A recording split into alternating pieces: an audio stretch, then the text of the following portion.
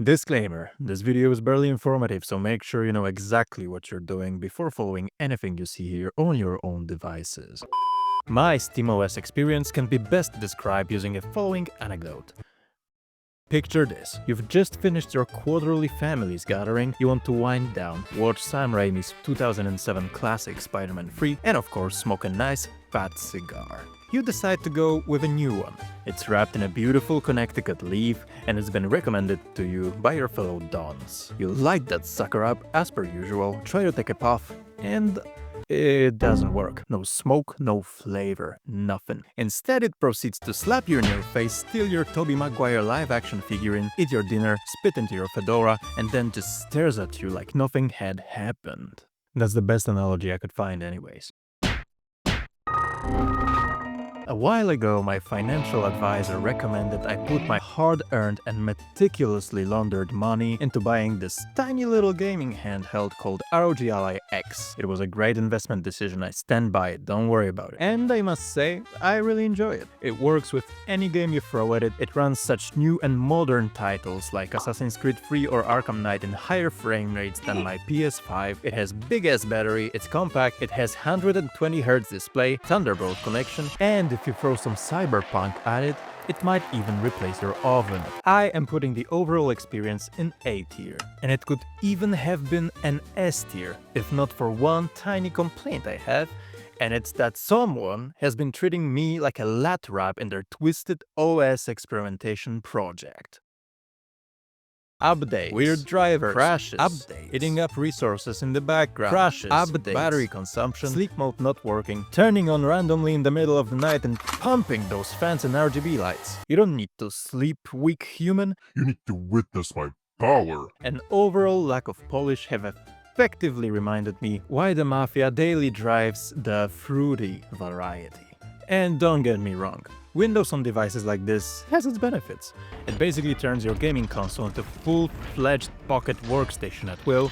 You could in theory daily drive this thing as your only machine for work, school, or other forms of entertainment. But daily drive it I will not, as if I ever need to use Windows I can just turn to my old trusted ThinkPad that is buried somewhere in our mansion on Sicily. Well, unlike some other companies, ASUS lets you put any OS you want on your ROG Ally, which is a situation that we will most definitely take an advantage of. By the way, if you enjoyed this video, please go outside, find a brick, wrap it in a piece of paper with words subscribe to Don Jacob written on it, and throw it at one of your neighbor's windows, as this would really help my channel and the Mafia grow. Grazie.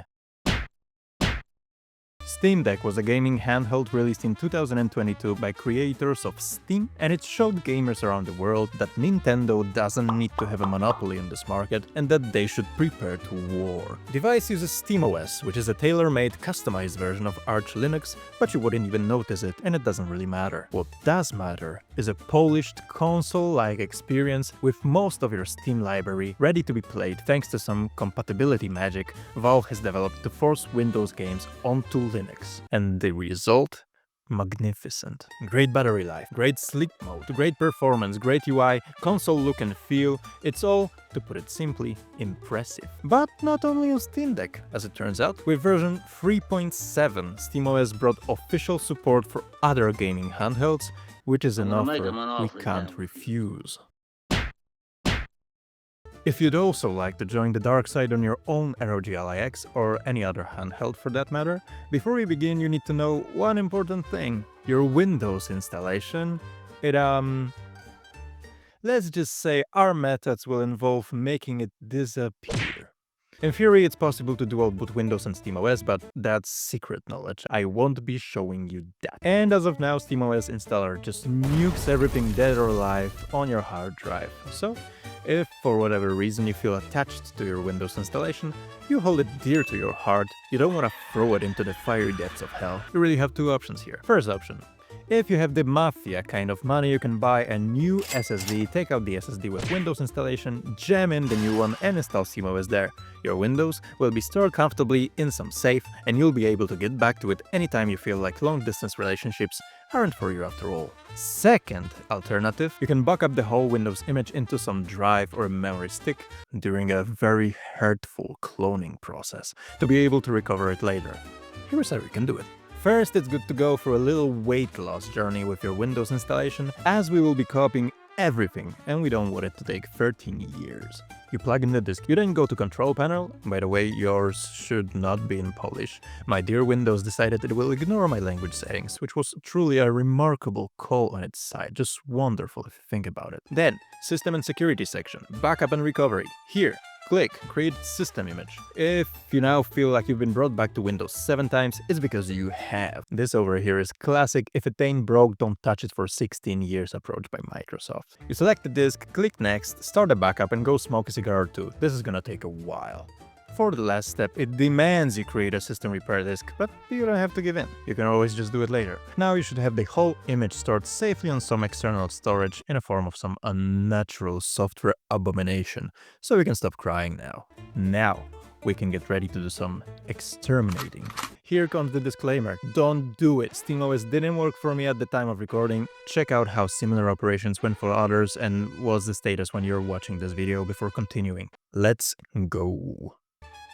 The Ally X general renovation will require the following equipment. Your handheld, USB drive with some hub probably. Joya de Nicaragua número 1, el Ambassador. And that last one is very, very important, believe me. Light up, take a puff, exhale. Plug in the USB, go to the website, click the small link. Agree to sell your soul, download the image. So far, so good. Search for Rufus, find Rufus, get Rufus, click Rufus. Select your drive, select your image, run. Now wait a little bit. And your USB stick is now infected and ready to spread SteamOS into the world. Now, everybody knows that the last thing you want for your boot during an operation like this is to be secure. So on to the scary part. Click Restart, press volume up during startup, go to BIOS, Security, disable Secure Boot. And it's done. Restart again, volume up again. See this little nugget over here? This is your USB. Go ahead and click it, it's fine. Trust me, it's fine. Now, after it turns on, you have a couple of options to choose here.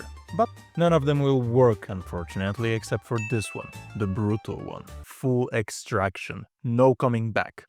Do it. Now, give it a minute, log into Steam, set up Wi-Fi, installing, and it's unusable.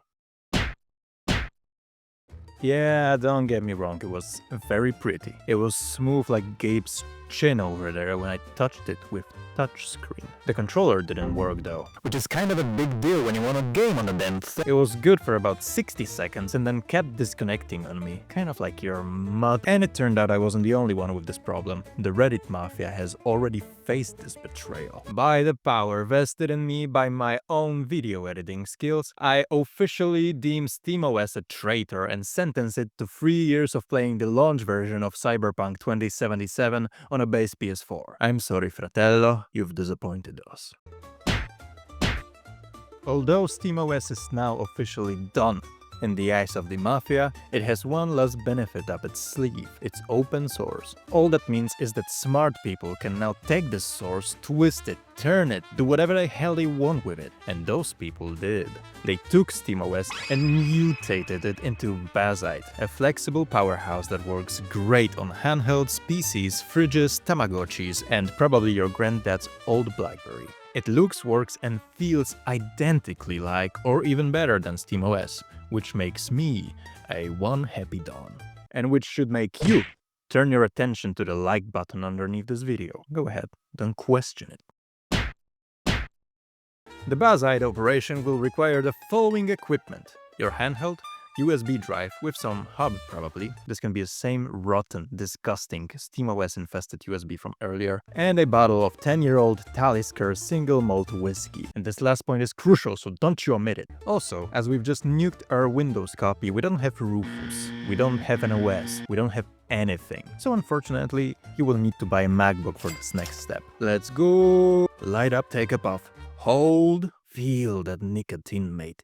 Feel it. Plug in the USB, go to the website, choose your kind of device. You don't have a soul to sell anymore, so you're fine here. Download the image. you'll notice it's bigger than SteamOS because it's better. And wait, you're doing great, buddy. The Don's really proud of you. Rufus despises macOS for some reason, so we'll use Etcher, which is his fancy little cousin. So now go ahead and search for Etcher. Find Etcher, click Etcher, install Etcher, and open Etcher. Select your SteamOS infested drive, select your new Bazzite image, run. Did you know that 100% of people who didn't smoke a cigar in their life died? Well, now is your time to do something about it, because we're gonna be waiting for a while here. And we are done. Your USB stick is now a tool that will help you start a new life as the Mafia associate.